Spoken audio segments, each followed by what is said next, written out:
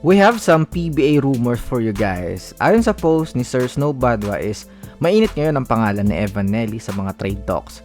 Actually, there's a lot of teams na interested sa kanya. Especially maganda rin yung showing niya para sa Phoenix Fuel Masters, helping them with a good start dito sa conference. Unang usapan is Evan Nelly to Magnolia Hotshots. Pero ayon sa management is ayaw nila. Though it do made sense kasi meron silang Jerome Lastimosa na binibuild up. Tsaka halos same type of player yung dalawa, kaya hindi talaga magkakaigi. Mangyayari niyan, maglalaban pa sila ng spot sa roster. Hindi pwedeng ipagsabay talaga kasi both players need the ball on their hands. Yung mga ganyan is sana bigyan ng rivalry eh. Gawa ng kwento palagi kasi bihira tayo magkaroon ng mga rivalry unlike before eh. Ito nga eh, pwede talaga tong Nokum at Richie Rivero, lalo na nag-explode si Rivero last time.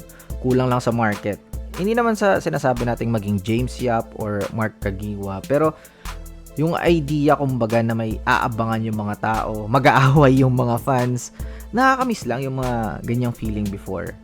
So yun, mukhang malabo talagang mag-Magnolia si Evan Nelly ngayon. Same playstyle, loaded sa guards na rin. Pwede kayang MVP group, so depende yan sa Phoenix management. Pero kasi yung mga trades nila before usually papuntang Magnolia eh. Kaso may bago na silang backer, 'di ba? May budget na sila. So ano kayang reason why Evan Nelly is on the trading block? Gets nga natin kung bakit babad ng sobra si Escandor sa Phoenix eh. Hindi lang heavily makriticize ngayon kasi lagi silang panalo. So meaning pag may mga trades ngayon sa Phoenix is hindi na pang farm team yung mga move. Either pampalakas na ng team or something else na. Okay talaga na may backup na yung team na yan eh, para tumaas yung competition sa liga at medyo mabalanse ng onte. So going back to Evan Nelly rumor, one team is really on set to get him. Ito yung SMB.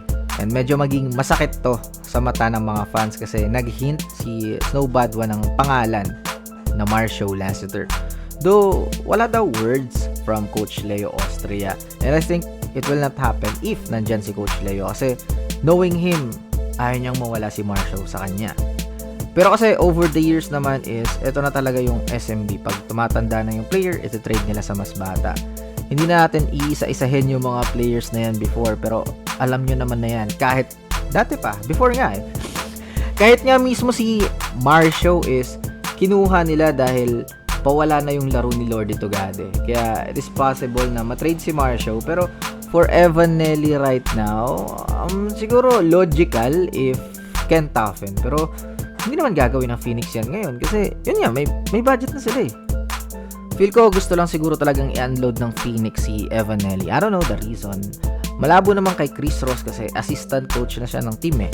Masakit talaga to if Marshall Laster nga. Pero rumor lang naman yan, huwag masyadong kabahan. May mga nauudlot namang pasabog si Sir Snow Badwa, may mga hindi natutuloy, merong natutuloy. Lalo na pag na unahan niya ng post, medyo, alam mo yun, madedelay, pero natutuloy, pero matagal. So, depende talaga. Kaya masarap pag-usapan yung mga trade rumors kasi ang daming possibilities. And kayo dyan sa comment section, ano yung mga tingin yung possibilities? Let me know all your thoughts. See you in the next upload. Bye-bye!